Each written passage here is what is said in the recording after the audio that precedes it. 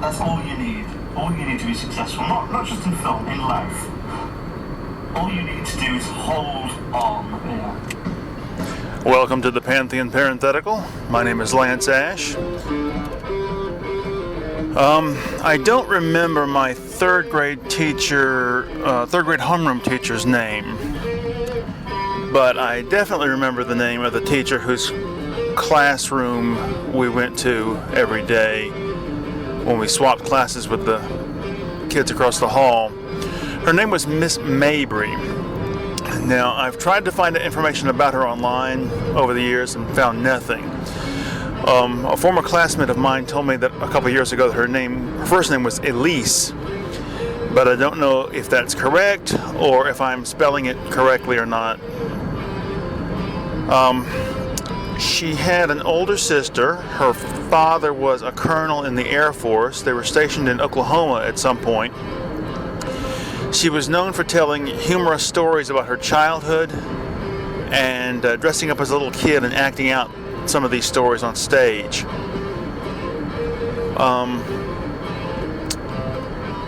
She used to read to us. She read Shel Silverstein poetry, Beverly Cleary books. I liked her, but she also had a negative side. She was easily irritated, angrily. Best displayed by one day we were filing into her room and she took me to the side and she rather angrily said to me, "If you won't do your work in my room, you'll do it someplace else. Go to Miss Crane's room." And she handed me some papers and she pointed down the hall. And I had to find my way over to the big kid side of the school to Miss Crane's room. There were two boys there already. They were familiar with the situation. It was quickly evident to me that this was where the fuck-ups went. There was a series of refrigerator boxes along one of the walls that had been turned into isolation cubicles. There was a desk inside each one. A door had been cut in the side. The idea was you went in there and did your work without any distractions. I spent a good bit of time in Miss Crane's room. I don't know how all these events were fit into 1 year, but anyway.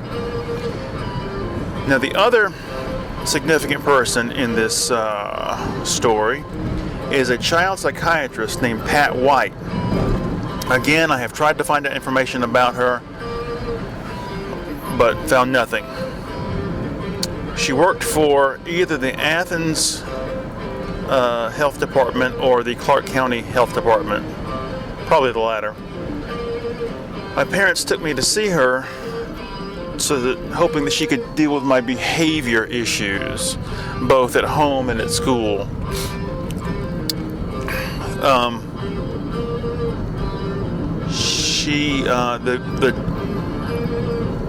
significant thing that she did in response, or to deal with my behavior problems, was to draw up a contract, the terms of which were that all my toys were to be taken out of my room. Everything was to be taken out of my room except for my clothes and my bed.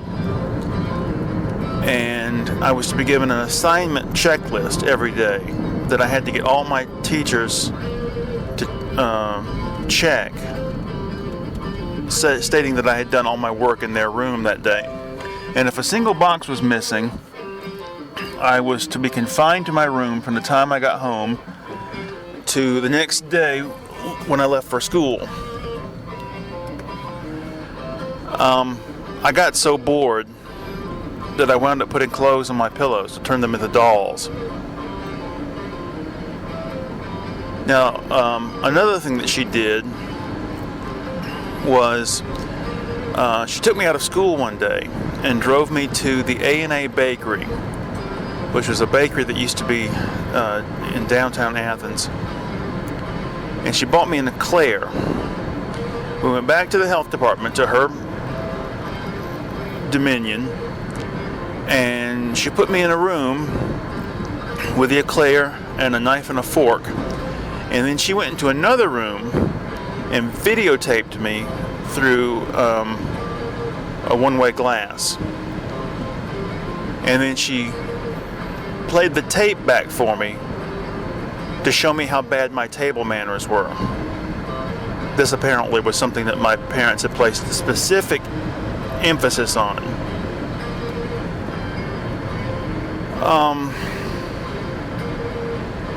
That's about all I can think of for this episode. So, thank you very much. See you later.